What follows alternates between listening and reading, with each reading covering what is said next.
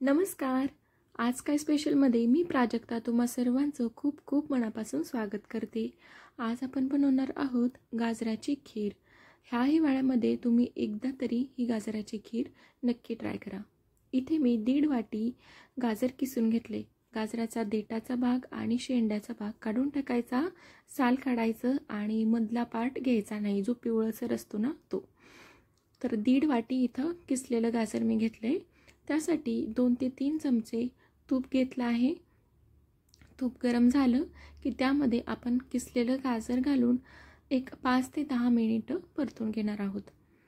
जोवर गाजराचा colour change होत नाही आणि थोडंसं मऊ होत नाही तोवर आपल्याला गाजर इथे परतून घ्यायचं आहे. गाजर आपल्याला बारीक किसणीनेच किसून घ्यायचं, मोठ्या किसणीने किसायचं नाही, नाहीतर ते लवकर शिजणार नाही. आणि परतताना गाजर हा मोठ्या गॅसवरच परतायचं, नाही तर बारीक गॅसवर जर परतलं तर त्याला पाणी सुटेल. त्यामुळं मोठ्या गॅसवरच गाजर इथे आपण परतून घेतोय. एक 10 मिनटं झाली परतून. आता यामध्ये आपण घालणार आहोत सुकामेवा. तुमच्या आवडीनुसार तुम्ही कुठलाही सुकामेवा ह्यामध्ये घालू शकता. आणि सुकामेव्यासोबत गाजर आपण आणखी 2 ते 4 मिनटं परतून घेऊ. असं केल्याने बदाम पण आपलं थोडंसं भाजलं जातं आणि खिरीमध्ये एक त्याचा क्रंच येतो, त्यामुळे ते खीर खाताना खूप छान लागतं. तर एक 2 मिनटं परतून घेतलं. तर यामध्ये आपण घालतो 1 पाऊण वाटी साखर. तुम्ही जर मीडियम गोड खाणारी असाल तर हे अगदीच योग्य प्रमाण आहे साखरेचं. पण तुम्हाला जर जास्त गोड आवडत असेल तर तुम्ही इथे 1 वाटी साखर घेऊ शकता. आता साखर आणि गाजर आपण एकजीव केले. हळूहळू साखरेला पाणी सुटते.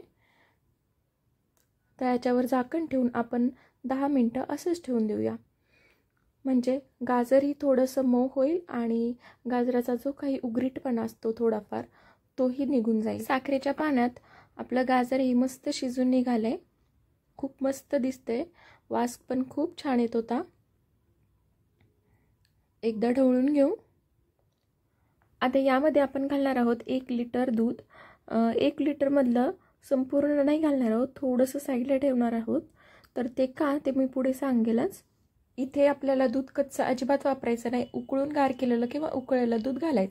एकजीव करून घेऊया सगळं आणि अशीच खीर एक 10 मिनटं उकळून घेऊ. बारीक गॅस करत, थोडा वेळ मोठा गॅस करत अशी खीर आपल्याला थोडा वेळ शिजवून घ्यायची आहे. आपली खीर मस्तपैकी उकळते तोवर आपण काय करूया, 1 चमचा कस्टर्ड पावडर आणि 1 चमचा मिल्क पावडर घेऊ. आणि ही क्लिप माझ्याकडून मिस झाली तर ती मी घेतलं आहे.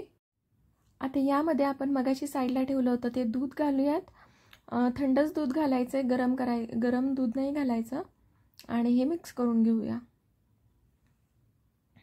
गरम दूध घातलं तर त्याच्या गुठळ्या होण्याची शक्यता असते, त्यामुळं गार दूधच घालायचं. आणि कस्टर्ड पावडर आणि मिल्क पावडर पण डायरेक्ट दुधात टाकायची नाही, नाहीतर त्यालासुद्धा गुठळ्या होतील. आता हे मिश्रण आपल्याला खिरीमध्ये ओतायचे. सतत ढवळत आपल्याला ही खीर एक 10 मिनटं शिजवून घ्यायची आहे.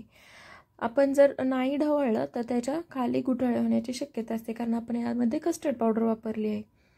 त्यामुळं सतत ढवळत एक 10 मिनटं खीर चांगली शिजवून द्यायची. कस्टर्ड पावडर आणि मिल्क पावडर वापरल्यामुळे खिरीला चव तर छान लागतेच, पण खूप छान दाटसरपणा पण येतो.